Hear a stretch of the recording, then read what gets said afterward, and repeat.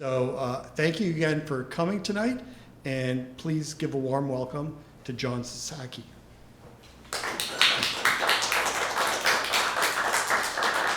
Thank you.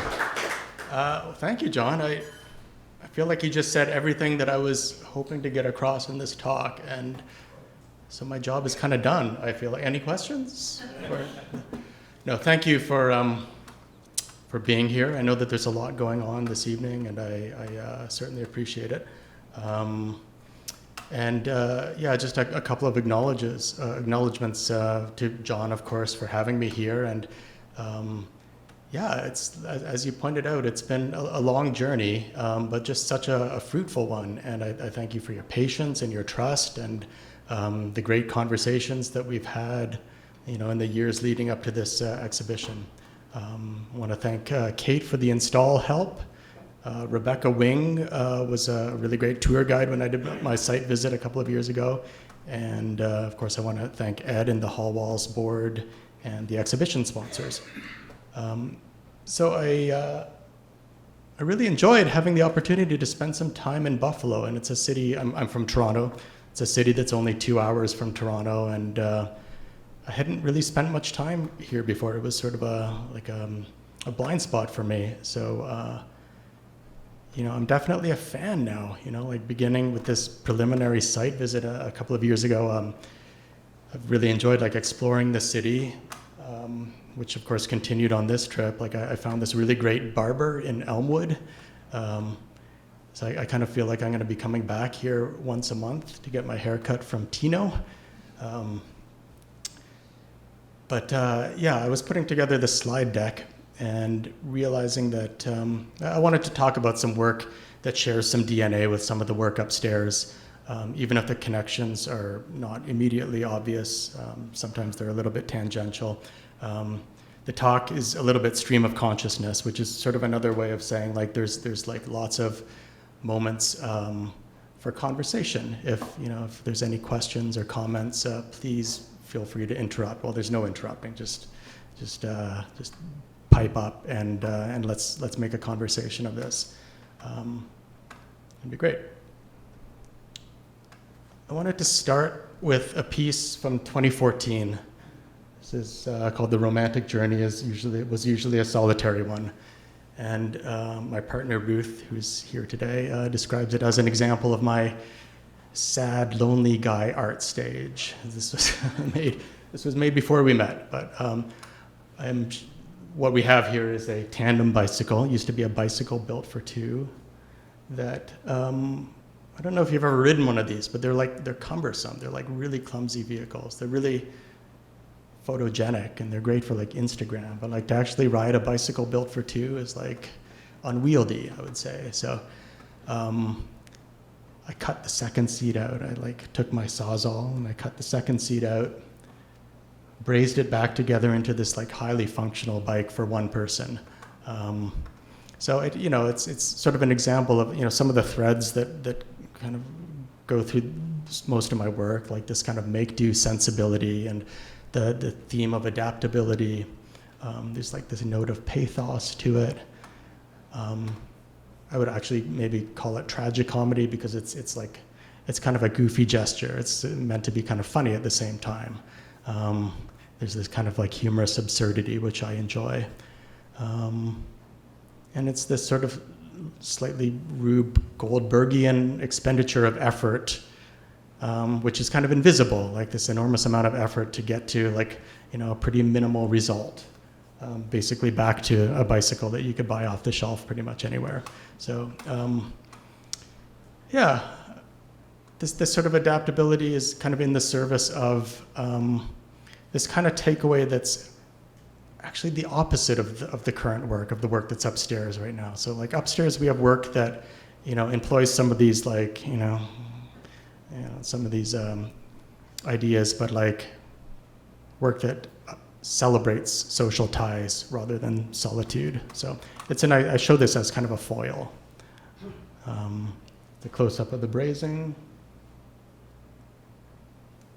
and a detail shot of the discarded section here. It's sad, right? It's a little bit sad, a little funny, a little sad. That's what I was going for. Jumping back another year to 2013, I was invited by these two curators. This is Daisuke Takeya and Chie Kajiwara, based in Japan. And they invited a whole bunch of Canadian artists to do a month of art making in Japan as kind of like a mobile residency. So starting in this case, we were starting in Osaka and then moving through various cities up to the north of Japan. And this trip was actually, it was pretty life-changing for me. And in fact, it was kind of the genesis of the Improvised Travel Adapter series that's upstairs. Yeah, and it was actually like, it was like this really generative month, being able to kind of, travel with a bunch of, art makers and sort of, have great conversations and respond to what we were touring around and seeing and respond to it in like this kind of ad hoc kind of way. And it was such a gift. So, yeah. On a personal note, it was also this kind of moment of like traveling to Japan, which meant finally having this opportunity to visit the country that my dad's family had left a century earlier. And, growing up in Toronto, I just kind of assumed that, if I ever go to Japan, there's this place that I'll just like slot into like seamlessly. And I kind of went with like very unrealistic assumptions because I don't speak Japanese, I don't know the culture, I don't know the language, but I don't know, I assumed that would just come very naturally to me, but it didn't. This is just a shot of the group of some of the artists from Japan and Canada. And it was a shot taken at the beginning of the trip. This is a restaurant in Osaka that temporarily let the group of us use it as like a home base for 1 week of activities. So we would meet up there in the evenings, and then we would kind of like disperse during the next day and make art and do stuff, and then like reconvene again in the evenings. And this was like in the first couple of days of my trip, just getting over the jet lag and stuff. And at first I found being in the country very disorienting, and I was trying to get my bearings by, walking around and just sort of absorbing everything I could and photographing stuff and, I don't know, getting excited about all the things that tourists typically get excited about, like the computerized toilet seats and, the amazing 7-Elevens that they have there. And this was in my hotel. This is a curry vending machine in the hotel hallway that dispenses curry that there's some sort of chemical reaction that heats it up in the actual container. I wasn't brave enough to try it, but like this is one of the many things that kind of puzzled me and kind of amazed me. As did this. This was like one of the many unlocked bicycles that were in the area that we were staying in, like unlocked and unstolen, which was kind of amazing to me. I was confused. I was like, I'm not in Toronto anymore. It's like, what's going on here? And like I wanted to sort of poke at this a little bit, and it sort of formed the kernel of like the first intervention that I did on this residency, which was to put up these like little pieces of paper all around the neighborhood. There's like, I don't know, 5 or 6 of them with like a 1,000 yen note on it. This says, please don't take this 1,000 yen. And then I just put them up around like, I don't know, 10 o'clock in the morning. And I expected that they would all be gone by like 10:15 in the morning. But I went back periodically. Check on them. This is one near the pachinko parlors. Please don't take this 1,000 yen. It's like $10. It's not a life-changing amount of money, but it's, it's enough that it's like worth taking it down off the bulletin board, I would think. This is a community announcement board. And this one actually did disappear. I was like, this was 3 hours later. I went back and it was gone. Like it was like, the bulletin board was blank, and I thought, oh, like that's still pretty impressive, right? That it lasted 3 hours longer than it would have in Toronto. And with that, I kind of figured the experiment was over, social experiment, until I got back to the restaurant meeting place. This like the meeting place where we were all kind of gathering in the evening. I got back and I looked to the back of the wall, and there it was. This was the one like from the community bulletin board, and apparently like a neighbor was very concerned about it just like lying around there, and they were like, well, who does this belong to? And they did some asking around, they did some sleuthing, and apparently like someone else had noticed like a group of like foreigners like hanging out at this cafe across on the other side of the neighborhood. And they're like, must be them, must be them. And so they like carefully took down my sign off the bulletin board and walked it across the neighborhood, including the pins, I should say. Like they included the push pins as well, and of course the 1,000 yen note. And there it was. And I was like, I was blown away. This was like a very unexpected result of my social experiment. And, you know, and it was like, I'm still unpacking it years later, but, you know, it's like, this is what I think interests me about like doing these ad hoc projects. It's like moving through a city, trying to make sense of what I was seeing, and then, you know, using art making as a way of trying to grasp these cultural differences. And I certainly was feeling these cultural differences. Like, you know, like I mentioned earlier, I went expecting to fit in a little bit better, and quickly learned that I would always stick out like a sore thumb. And that kind of lingered with me for a couple of years. And in 2018, I was invited on another residency, this time in Kyoto. This is called the Koseiji Buddhist Temple in Kyoto, Japan. And myself and I don't know, a handful of other artists were invited to like make work and present work in this temple, which is actually still an active place of worship. So it's just quite a privilege to be there. But I think this time, like, I approached it with a much more realistic attitude that, you know, I would always be a fish out of water, you know, trying to adapt. And thus the first improvised travel adapter came to be. This was my laptop plug, which I realized was incompatible with the two-prong outlets that they have in this temple, and actually throughout most of Japan. It's all two-prong, and my three-prong grounded outlet wouldn't go in. So, you know, this was like these sort of two culturally specific standards, the sort of plug and the outlet, they don't interface without an adapter. And people do ask, like, did I actually have an adapter? And yes, the answer is yes, I had an adapter. But like I was saying, like I like these like overly convoluted solutions to like a simple problem. So yeah, I was interested in like finding a more creative way of bridging these two things. And, you know, like, and it comes from this like refusal to accept these incompatibilities and trying to find a way around it. This kind of necessity is the mother of invention sort of thing.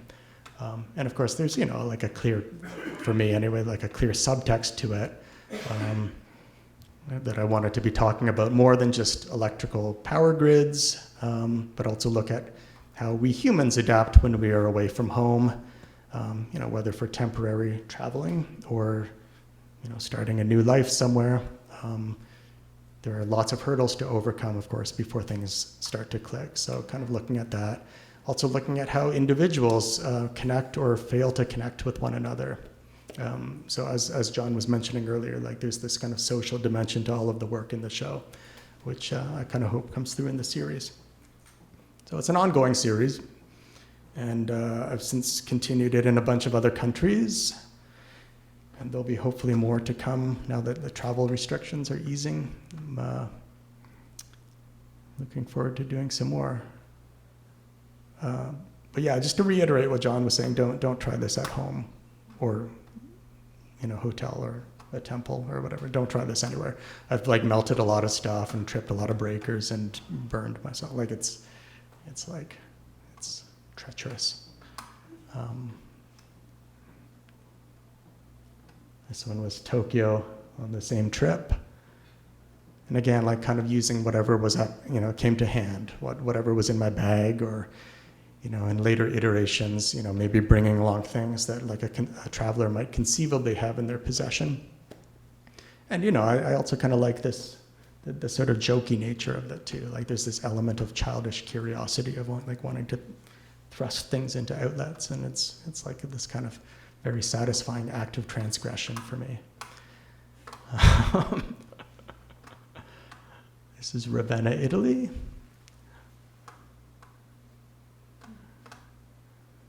These beautiful scissors. I have to ask where you found those scissors. Oh. I think that, yeah, there's a mall near me that has like, they have like these kiosks in the middle of malls, and they usually sell soaps or candles or whatever. And this one sells like medical utensils for some reason, like forceps and like things for like doing open heart surgery. I have no idea who their customer base is, but they also had like these like a whole section of scissors, and this was one of them. I think they also had them in gold as well, like just really beautiful. But now when I like walk around stores, I'm just thinking like, would that fit in an outlet? Like, that's a nice keychain. Would that fit in an outlet?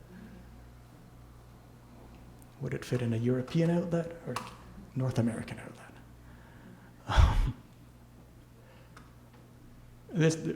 I just sort of this is off on a tangent, but there's this kind of related concurrent project. It's called Improvised Light Fixtures. This is a work light that I put together with a couple of forks and one of those work light bulbs. And it's driven by like similar impulses as the travel adapters. But again, because I wasn't able to travel internationally for a couple of years, I had to pivot and make do, which is sort of at the heart of actually all of this work. So it kind of made sense to me. This is a desk lamp with a C-clamp and some janky little bit of wire. And I kind of also light bulbs are this sort of beautifully cartoonish image of, like, it's sort of a shorthand for ideation, and I kind of enjoy that too. Kitchen counter light. There's a nightlight for a child's bedroom.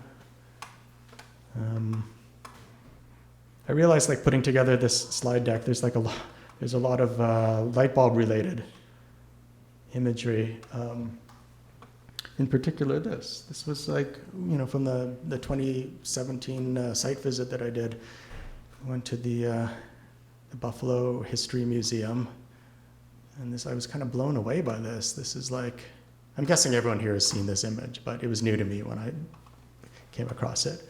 I don't know, I had like this nostalgic longing to like actually experience it in 1901. It would have been gorgeous. And then after I saw this, like all of my photo diary from that trip, it's all like bulb related stuff. Just like I had bulbs on the brain here. It's like, again, I think this was like a light post. I think I took this in the place where I was staying that week. This is supposed to be a video. No, the video's not working, but actually I do want to show you this video because it's like perplexing me. This is one of the transit stops nearby here, and it was doing this. I don't know. Does it actually do, like, is it meant to do this? Like, have you guys ever seen this? No. That's unusual.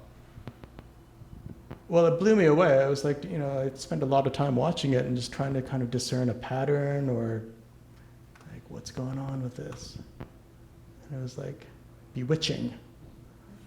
I don't use that word often, but I was really, really impressed with this. And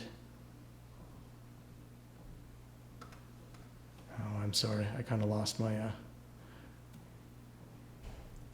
So yeah, when Jon was asking, what do you want to do? What do you want to do for this exhibition? I think so many bulb-related things that like kind of gone into the hopper and were like kind of percolating around in my brain. And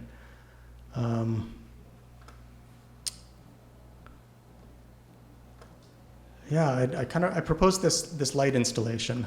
This is my rendering. I sent him like a little SketchUp rendering of 33 light bulbs, like light strings that you would see on a patio, more or less.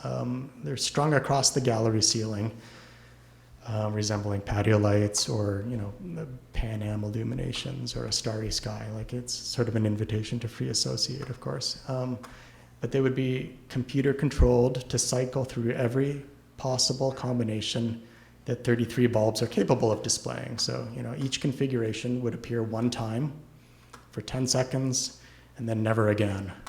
And then the computer would remember it showed that configuration, and then it would move on to the next one. So they would be fleeting, they would be entirely random and unpredictable.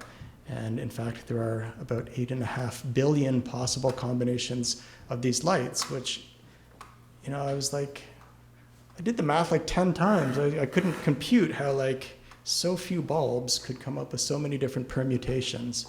But I like this number because it's, you know, it's roughly equivalent to, you know, the number of people on the planet today.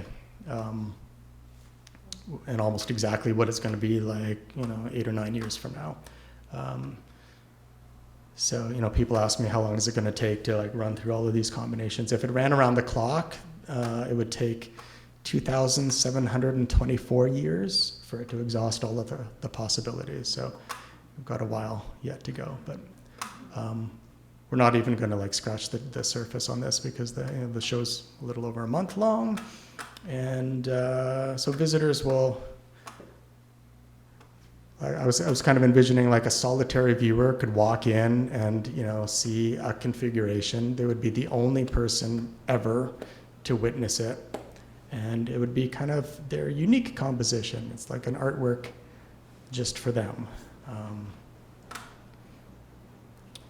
Yeah, that's what it looks like upstairs. You might have seen it already. But yeah, like when when you look at what 33 light bulbs strung across the ceiling looks like, it's like it's not impressive, right? Like you can go to any patio, or in fact, like the main hall upstairs has like patio lights that are way more impressive, right? Like 33 bulbs does not fit fill the space in any way, but that's in fact very much what I like about it, just how kind of spare it is, right? That, you know, I find it amazing that so many unique combinations can come from so few variables. And, you know, like once again, as I always do, you kind of like, you know, think about how that math could cross over to like the human dimension, right? To like, you know, a conversation about human individuals. Like, you know, maybe we as human beings are separated by only a handful of variables, and maybe we have just a hell of a lot in common. Even though sometimes like it's the differences that we tend to focus on. So, and you know, like there's sort of a conversation to be had about, you know, our DNA similarity, right? I'm not a geneticist, of course, but, you know, I was interested to read that any two human beings on the planet are 99.9% identical. So there's like very, very little that separates us. And that's maybe part of one of the takeaways that that I personally like take away with the piece. Apparently we're 70% similar to slugs and 50% similar, like our DNA is 50% similar with bananas. That was news to me. But again, like I don't want to talk too much about it, like about what I see in this piece, because I want the piece to, of course, invite any and all free associations by, you know, people that come in. And but yeah, like interpersonal connections are sort of at the heart of all of these works. And I was invited to do a new work for an event at the Gardner Museum in Toronto. This is an institution that focuses on historic and contemporary ceramics. This was as part of like they wanted like an art component to their annual fundraising gala. And so I started doing research into drinking vessels. I came across this image here of like these guys hanging out by the water fountain with like the shared cup. right? Like it's this drinking vessel on a leash, so people don't steal it, presumably. But other than the risk of cholera and flu, like it's actually like kind of an endearing scene, right? Like this sort of momentary community springing up around the act of drinking. And I thought, like, maybe that could somehow translate into an addition of ceramic pieces to, to sort of form an intervention at the bar for this one-night gala. Sorry, John, is that from Toronto, that historical bit? No, and in fact, like I think it's Paris probably, Paris. but yeah, That factory's still there. It's Luxembourg Gardens. Thank you. Yeah, no, I wish Toronto had like beautiful public drinking fountains like that, but we don't. Yeah, so I propose this is again a SketchUp model, but an addition of drinking vessels with 3 compartments clustered together. And I imagine that partygoers could go to the bar, order their drink, and have it poured into like one of the 3 compartments. And then, the 2 people behind them in line would also have, their drinks poured into like the same trio cup. And then they would like go away, and these 3 strangers would like, have to like figure out how do you drink from like one compartment without spilling the rest all over your outfit, and this challenge that requires like communication among strangers, which is kind of nice at a party, and coordination and teamwork, and it's actually not too different from like a corporate team building activity, but like kind of a boozy one, right? So these cluster cups were fabricated by hand by this amazing ceramicist named Angelo De Petta, and each piece was a unique combination of 3 colors. So again, like no 2 cups were alike. And I was so happy with these. They almost all got stolen the night of, but I mean, to be expected. I guess I actually kind of like the idea that they have like this, sort of new unintended function, like if they're displaying air plants or serving jams or chutneys or something. I actually really like that. So this is what they looked like at the bar when people came in. And then sadly, there's like not a lot of documentation of people actually using these cups together. Because I think the photographer didn't really understand that the whole point of the piece was like in these sort of negotiations that would have to happen. I think he just saw them as like formal objects, but I do have like this one cell phone picture of like people like trying to figure out how not to, ruin their expensive outfits. But yeah, like I'm always interested in the sort of the fraught nature of social interactions and, presenting a challenge, possibly an absurd challenge that needs to be overcome. In this case, I don't know if it was like high stakes or not, but yeah, there is like this sort of, like this sort of possibility of danger, or this discomfort of having to rely on 2 strangers to help you with your needs. But in working through it, there's like this sort of possibility that the process in itself can be this like really convivial moment. I'm aware of the time. Like, what time do you know? Okay. I'm just gonna race through another piece really quickly. This is like speaking of convivial groups. There's this art tour in Toronto that happens a number of times a year. It's called Art Spin, where groups of the audience gets on their bicycle. And they bicycle from station to station, and at each stop they get off their bikes for 20 to 30 minutes, and they take in some sort of a presentation of an artwork. Like it could be a performance or a mural, look at a mural, or some sort of an installation. And they're fun. Maybe like 5 different stops in a tour, and look at something, get back on your bike, and move on.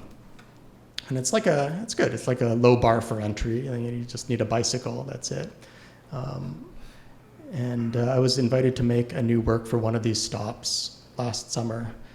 And my proposal was to do a durational performance where people would arrive and they would see me standing there with a sheet of plywood and some power tools and a countdown clock. It looked like this. That's me.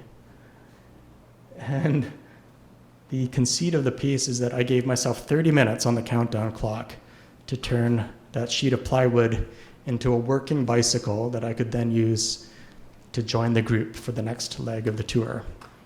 And the idea was that at the end of the 30 minutes, the audience would get on their bikes and ride away with or without me. So it was about wanting to join, right? Like it was about kind of wanting to, reintegrate into like this sort of social group. And, this is probably a conversation about,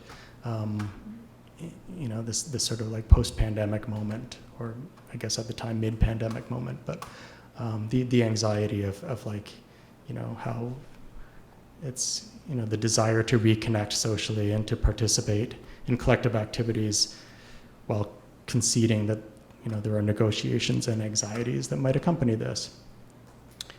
And I have some video footage that the footage is like 25 minutes long, so I'm not gonna watch it all, but we're not gonna show it all. But, My friends, this is Jon Sasaki.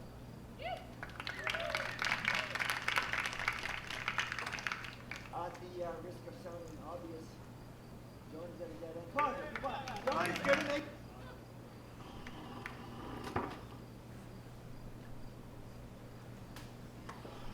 It was a really hot day. Actually, I was like sweating pretty early on, so it's like I get pretty grimy by the end. But.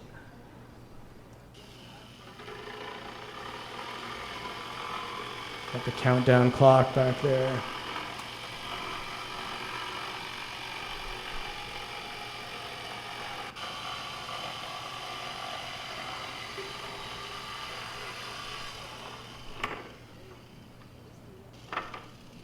Couple of wheels done by the 11-minute mark. I think that's a bike seat, not the most comfortable bike seat. If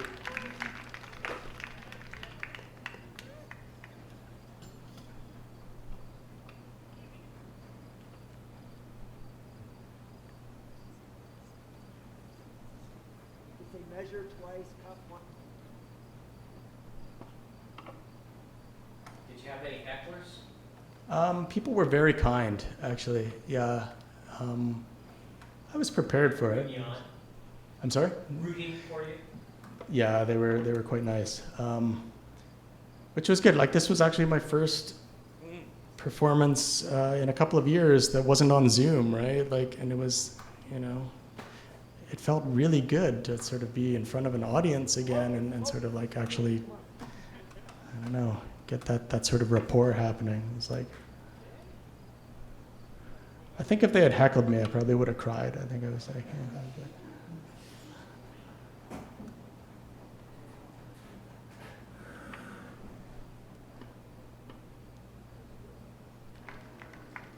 oh, yeah. The wheels coming together.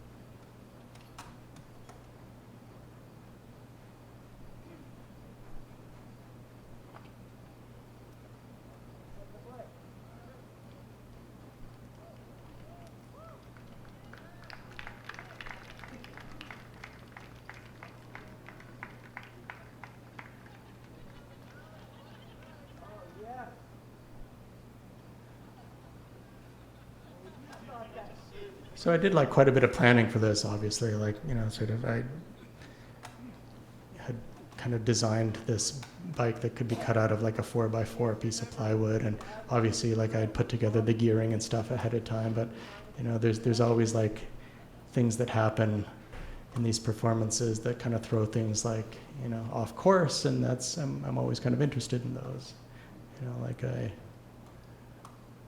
whether it's like, you lose your drill bit and can't find it again and spend like 10 minutes looking for it. Like, there's always the possibility of failure, I think, which kind of interests me, right? That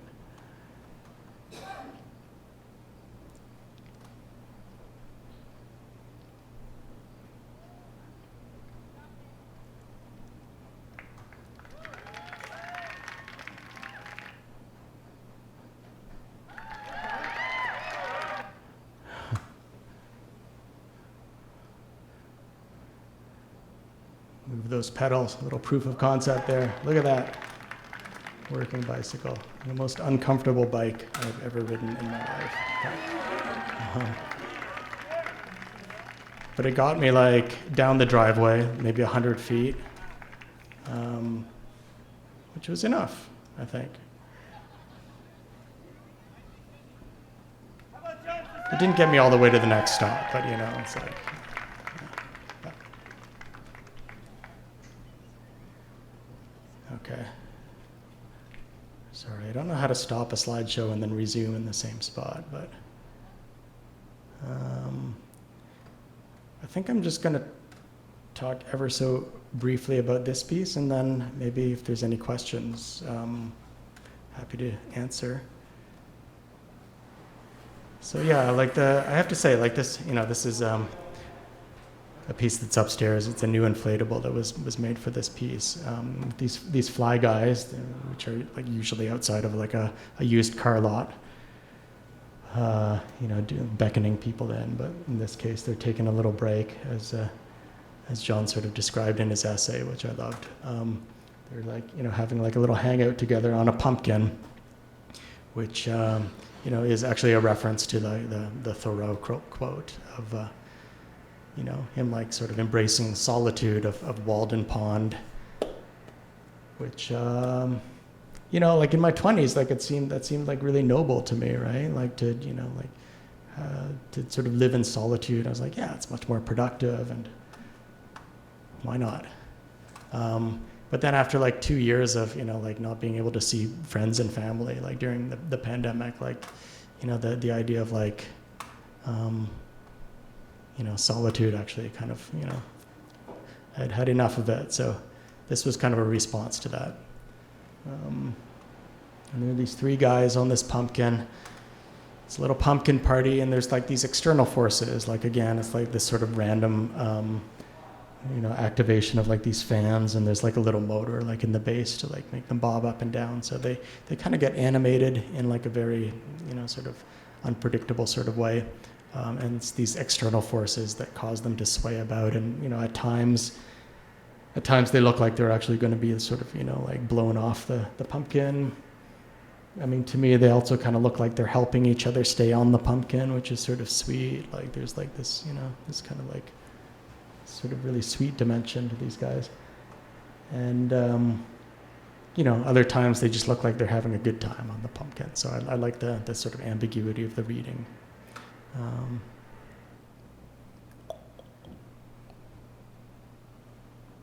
And there. I think I'm going to end it there, but if there's questions, I'd love to talk more. Or we could just go upstairs to hang out in the Well, I sunshine. know somebody must be wondering when you did the travel adapters. Mm-hmm. You know, when I first saw them, I thought you were just dangerously with naked hands going about your business, but you were a little more prepared than that.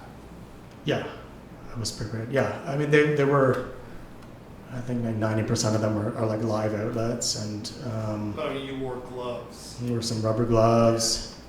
I had a outlet circuit tester and stuff. So I mean, they all work, right? Like there's actually power going through all of,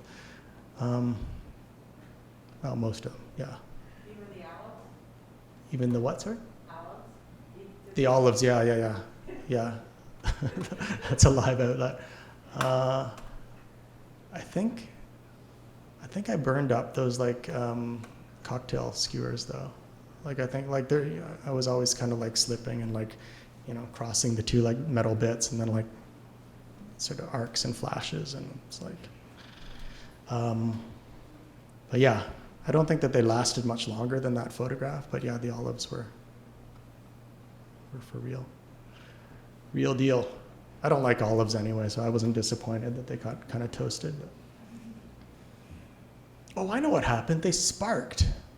If you put electricity through olives, they kind of like, Sizzle. yeah, they sizzle and like, do they flash or something? Oil, did you say? Yeah. Yeah, they were doing something. I was like, maybe this is a separate project. I don't know. Salt. Yeah, it might be the salt. Yeah, I don't know. Maybe it's like a separate project of like, I don't know, roasting pickles and stuff and photographing it. I don't know. Is that art? I don't know if that's art. Do you feel like your art practice came before building, or like kind of like, because maybe you had some experience with electricity or like with the plywood, like do you feel like you started building because of art, or were you building before art and then? I think I've always liked building stuff, right? Just like the alchemy of, taking some raw materials and, yeah, like this total is more than the sum of the parts alchemy. I've always sort of enjoyed that. I've also enjoyed the opposite, where you take something that's working perfectly well and you take it apart and try and figure it out and then you break it. Like I was also doing that at age 5. So I don't know. Like, I like transformation of stuff, maybe. I don't know. How much of your work is intentional versus just spontaneous? I would say like it's mostly intentional. Like I'm a bit of a control freak, so I try and plan things out as meticulously as possible. If it's like a performance or whatever, and then invariably there's something that I've forgotten to account for, and that kind of like, it's like a wrench that gets thrown into the mix, and then oftentimes like those are my absolute favorite parts of the piece. Like a year later, I'm like, oh, I'm so glad that happened. So glad I didn't try and like, strap everything down and like control everything. So I do try and control everything, but then like I fail. So it's like, and those moments of failure, I think, are like my favorite parts.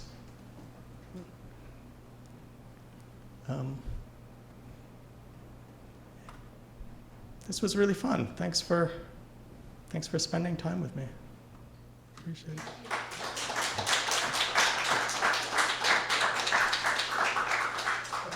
it.